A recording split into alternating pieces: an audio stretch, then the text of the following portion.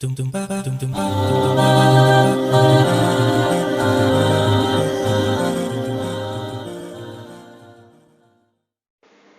more latest updates, please subscribe our channel and press the bell icon. آج مجھے اپنی زندگی کی پہلی کمائی ملنے والی تھی۔ 3 ماہ کی تنخواہ ایک ساتھ ملی اور ساتھ چھٹی بھی مل گئی۔ گھر پہنچا تو عید کا سماں تھا۔ ماں باپ بہن بھائی سب بہت خوش تھے۔ میں نے ساری رقم والدہ کے ہاتھ پر رکھ دی۔ والدہ نے رقم کا تیسرا حصہ اللہ کی راہ میں خرچ کرنے کی نیت سے الگ کیا اور کہا کہ اس رقم سے ایک بیوہ عورت کے گھر راشن خرید کر پہنچا دینا جو دور کی ایک محلے میں رہتی تھی۔ میں اسی وقت گیا اور راشن خرید کر لایا۔ گھر میں میرے لیے پرتکلف کھانے کا انتظام کیا گیا تھا۔ بہن بھائیوں کے ساتھ مل کر لذیذ کھانوں کے مزے اڑائے اور سفر کی تھکاوٹ دور کرنے کے غرض سے رضائی میں گھس گیا۔ آنکھیں نیند سے بوجھل ہو رہی تھیں کہ اچانک اس بیوہ عورت اور اس کے یتیم بچوں کا خیال آیا۔ ارادہ کیا کہ ابھی جاؤں اور سامان پہنچا آؤں۔ طبیعت میں سستی تھی، سوچا کل پہنچا دوں گا، لیکن بعد میں خیال آیا میں تو پرتکلف کھانے کا مزہ لے چکا ہوں، کہیں وہ بچے بھوکے نہ ہوں۔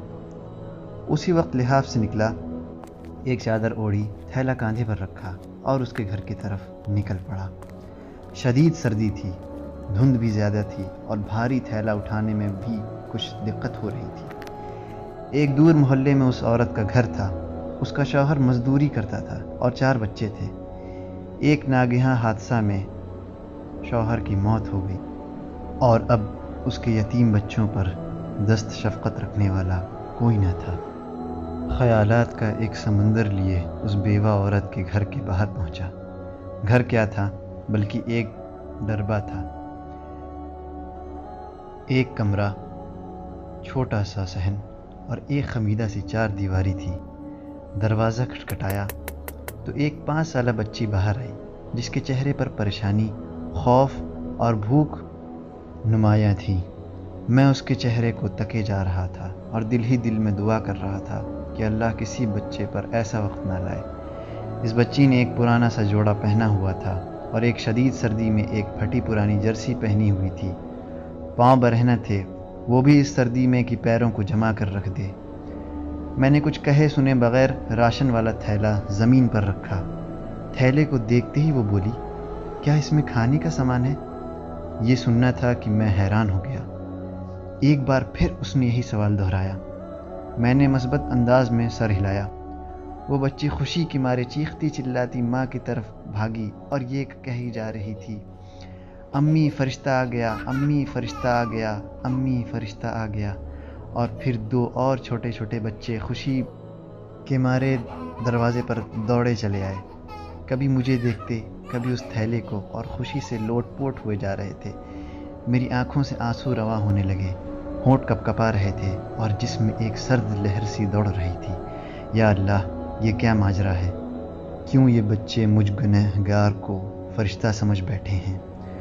انہی سوچوں میں کھویا ہوا تھا کہ ایک خاتون جو ان کی ماں تھی دروازے پر آئی اور دروازے کے اوٹ میں کھڑی ہو کر روحاسی آواز میں یہ کہنے لگی، میرے بچے 2 دن سے بھوکے تھے۔